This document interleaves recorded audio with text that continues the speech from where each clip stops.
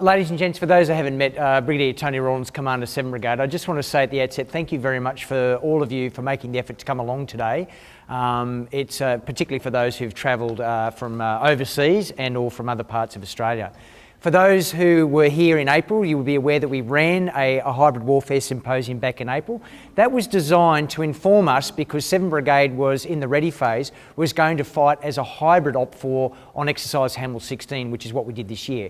As a result of that presentation, that symposium, I think it actually jagged the interest of everybody about what was occurring overseas in places like the Ukraine and the South China Sea, etc.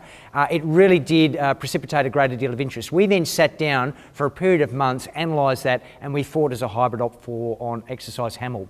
What this conference is designed to do is to actually take that now into the so whats of that. And there's a series of so whats: strategic, tactical, and in the capability space.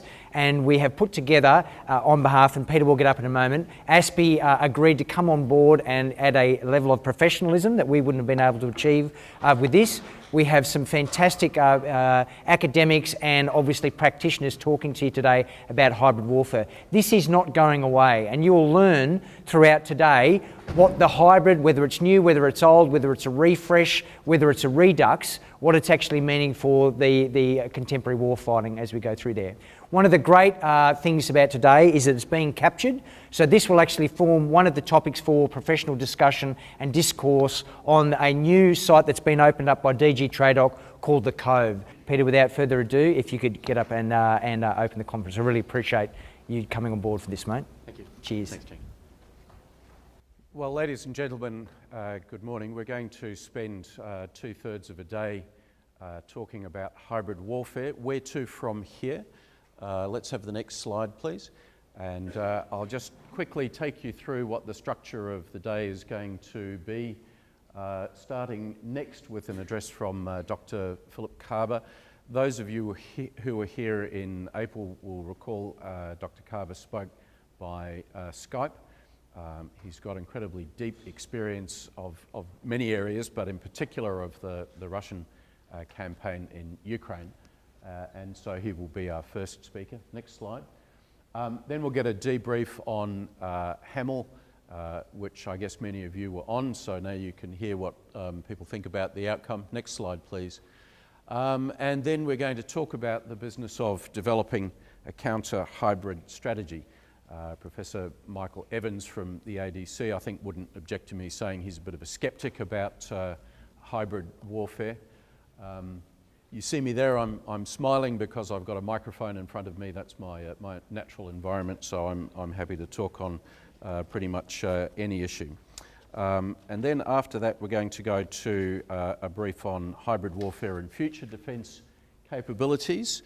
Colonel Christopher Smith is going to talk about cyber warfare, and Malcolm Davies from ASPI is going to talk about hybrid warfare, the ADF, and what is now in the United States system referred to as the third offset. Third offset is a sort of a shorthand way of describing a whole bunch of new technologies which the Pentagon is now looking at to see if it gives them a sort of a decisive edge against peer competitors, Russia, China, Iran.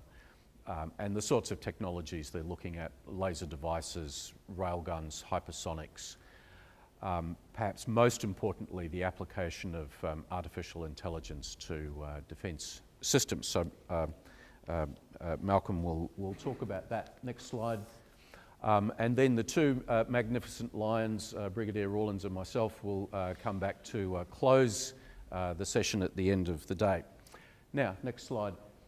Two key questions that I'd like you to think about as we go forward. Next slide. I don't know if anyone remembers David Letterman, who used to be the sort of king of American late night TV. Letterman had a segment on his show which I always really enjoyed, called "Is This a Thing?" And then they would bring on a sort of slightly crazy act. I remember one person who was sort of juggling with hula hoops and had a sort of an angle grinder which they would use to produce sparks by grinding sort of plates of metal that they'd had on themselves. And then the audience would get to to vote. Is this a thing? And I think that's one of the questions that we should be asking about hybrid warfare. It's certainly been the product of, a deep amount of academic writing. It's certainly occupied a significant number of people across Western and competitor militaries. It's been a large part of the journey for 7 Combat Brigade over the course of 2016. So really, what is this that we're talking about, and how do we make use of it as we go forward? Next slide. And really that takes me to what I hope is going to be the crux of today, which is really thinking about, well, how much of this do we need to take into the Canberra policy-making community to shape the future of Australian defence policy? And I guess you've got a couple of options. You can put your head in the sand and say, well, it's not really a thing, it doesn't matter, it's just a sort of a rebranding of stuff that we've known about all along.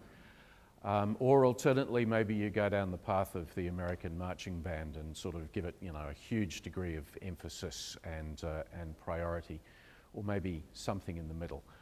I think that's a key question for us to be talking about today, is really what level of priority should we give it? Because with priority comes attention, comes money, comes policy interest. So that's going to be the focus of today. And I think without further ado, what I'm going to do is introduce my colleague Malcolm Davies, who will introduce the first speaker. Thank you.